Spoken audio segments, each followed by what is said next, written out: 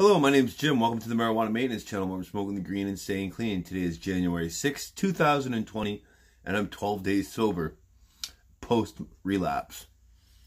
I had a minor 4-day relapse over the Christmas break, and, I lost my 15-month sobriety, and I'm starting over.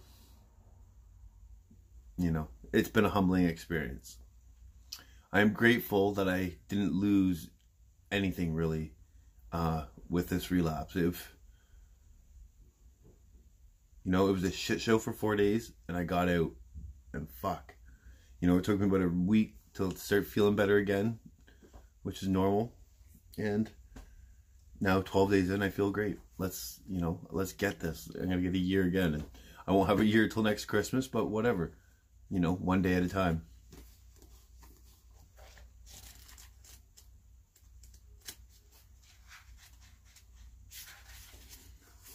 A laugh is worth 100 groans in any market. Charles Lamb, from A New Day. Many of us, as we became honest with ourselves, can begin to see that we take most things in life too seriously. We view our jobs, our status, our possessions, large and small, even life's little mishaps, with far more seriousness than they deserve. The heart of the matter, of course, is that we tend to take ourselves too seriously. While it's true that many things do require our serious attention, that doesn't mean we have to go about straight-faced and tight-lipped in all areas of our lives. When we are excessively concerned, we limit our ability to have fun, to be relaxed and happy, in short, to enjoy life. If we find ourselves taking everything too seriously, if we see that we're trying to manage things beyond our control, it's time to reorder our priorities, asking ourselves what's really important. Perhaps then we can remember that we have a choice to burden ourselves by viewing everything as serious, and therefore probably negative, or to strive for a positive outlook, with the goal of enjoying life a day at a time as it unfolds. Thought for today: lighten up. That's advice I could heed to every day. And I have been able to lighten up a little bit. Quite a bit. Through the heartfulness meditation that I practice. I don't know what to say about it. I just can suggest people look into it and practice it themselves. It's making a world of difference in my life. I just feel a closer connection with the source, with the creator, and I don't know how to explain it.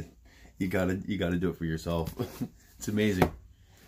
It really is an amazing experience.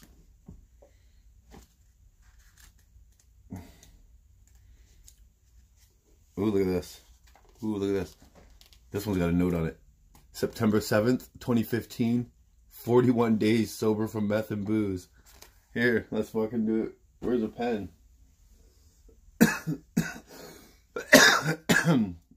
Here we go. January 6th, 2020. 12 days.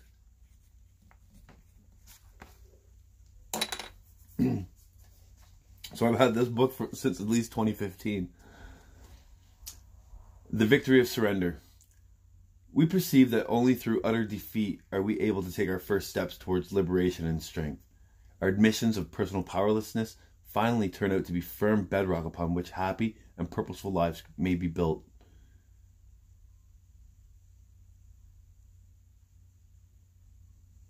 We perceive that only through utter defeat are we able to take our first steps towards liberation, right? That means I need to hit a rock fucking bottom before I can find freedom, right? Without that rock bottom, I'm just going to keep using recklessly until, blah, blah, blah, until something bad happens.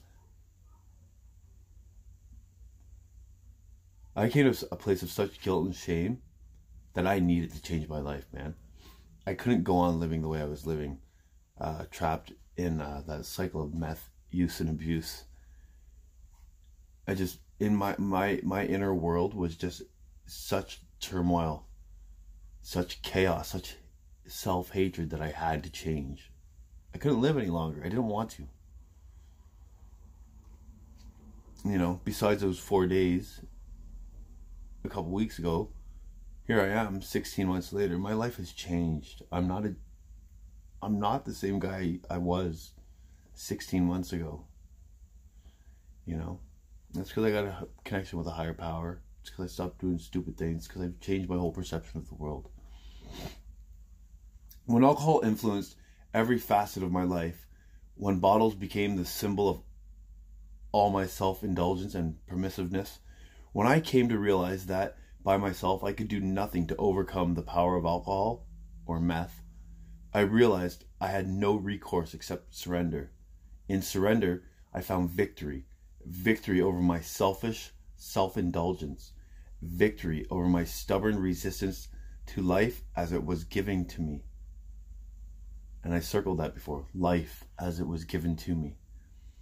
When I stopped fighting anybody or anything, I started on the path to sobriety, serenity, and peace. And looking back now, I can see that I was still constantly fighting with people, especially my kid's mother, right? And with myself, the battles I was having with people just inside my head. And then, a work incident too, where I threatened to punch a guy in the head and throw it on the stairs. Like, you know, constantly.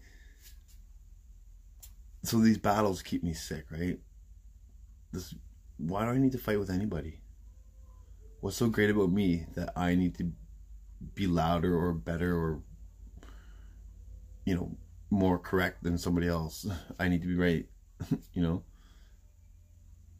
These are things I need to ponder and think about. But the things I work on with my heartfulness meditation, and like there's a cleaning aspect to it where like you try to just clean all the bullshit of the past, right? All that crap that I've created, that I've let into my life.